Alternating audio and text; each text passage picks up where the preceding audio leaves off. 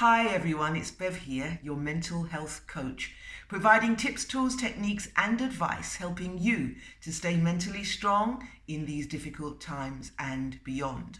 The topic for this video is catfishing. Have you ever heard of that term? Well, neither had I until someone attempted to catfish me, and so it caused me to go into the world of catfishing. I wanted to understand what it was. Why would people do it? Why do they hook somebody into their dangerous games? And then I end up with giving you some pointers as to what you can do if you suspect that you're being catfished. I'm telling you this because catfish is another word for scam or for being groomed, and it usually takes place on social media. So what it is catfishing is when somebody steals another person's identity, usually somebody that looks super hot, passes themselves off as that person in order to get something out of you. What could it be? At the end of the day, it's going to be money. Now, the catfish, the MO of the catfish is that they are a psychopath. So what they're going to do is they're going to charm you, pretend to care for you. That's what psychopaths do. But inside, they have zero effect. So that means that they play with your emotions.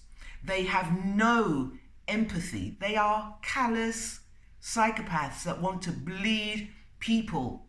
In fact, in one case that I researched, whereby the woman, in this case, had given to this person that she'd never met before $1 million, and when she had run out of money and she told him, "I've got no money, I've given it all to you," he said, "Well, then you may as well kill yourself."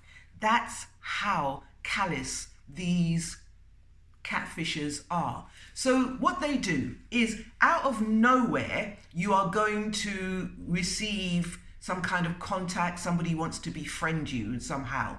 You look at their profile and they look absolutely gorgeous. But if you look a little bit deeper, you will see that they have no friends that are your friends. So they just come out of the blue. Their pictures look professionally done. So it might be that they're impersonating a model or somebody who profession is being professional on social media. So they're going to then love bomb you. My catfish loved bomb you. "Hello, gorgeous, you're beautiful, you're amazing. I fell in love with your profile." So they're going to love bomb you very, very quickly, over familiar. Next thing that they do is that they will ask you, "Have you eaten? Take care of yourself." You know, because they want to show very quickly that they care for you and support you. They don't know you from a bag of chips, but they want to show that they care for you. They become over familiar. So you're going to get emails or texts or what have you, morning, noon and night.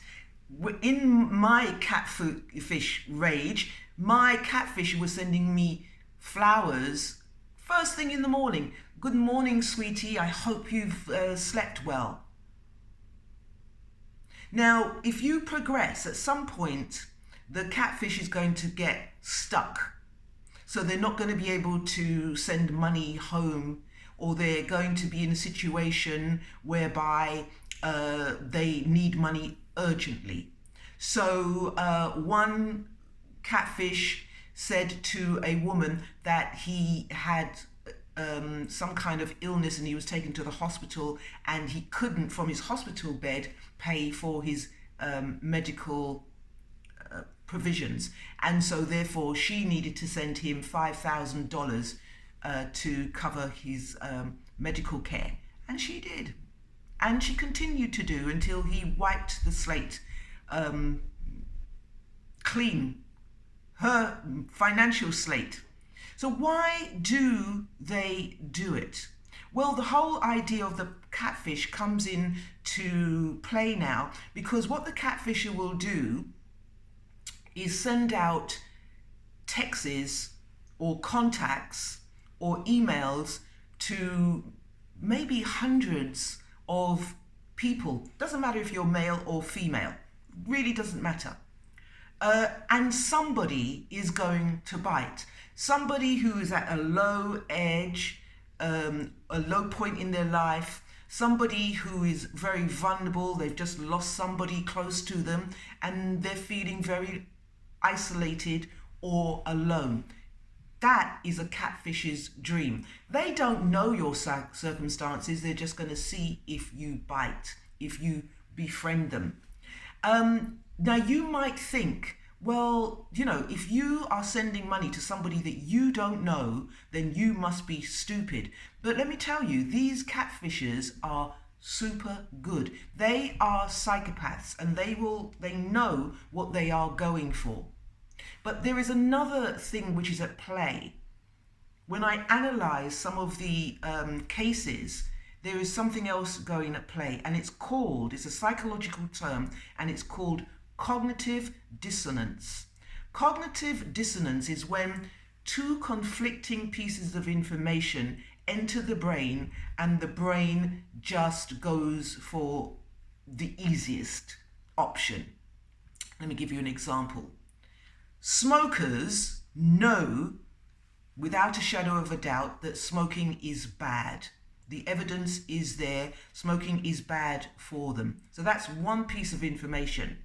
But the other side of the information is that smoking makes me feel relaxed. When I have to make a phone call or do something which causes me stress, smoking helps me with that.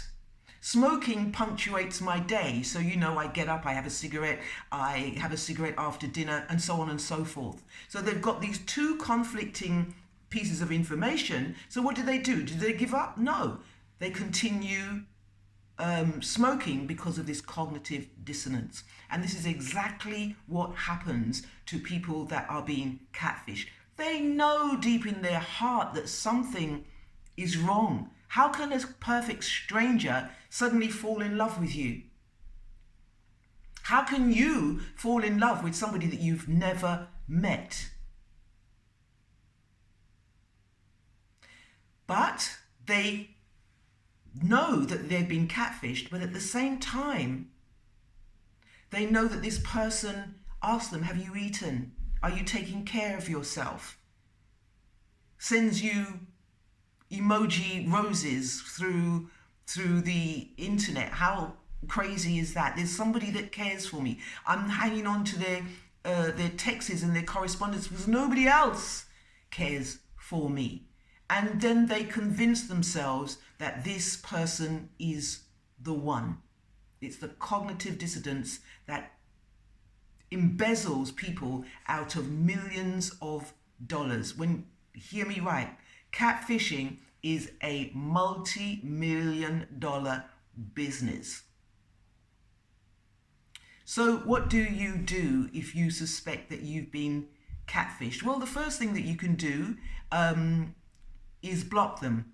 If it seems too good to be true, guess what? It usually is too good to be true. Don't take it personally. It's not you. It's you among many. I guess your parents used to say, don't accept sweets from strangers. They didn't tell you the other side of the story. Do not give anything to strangers.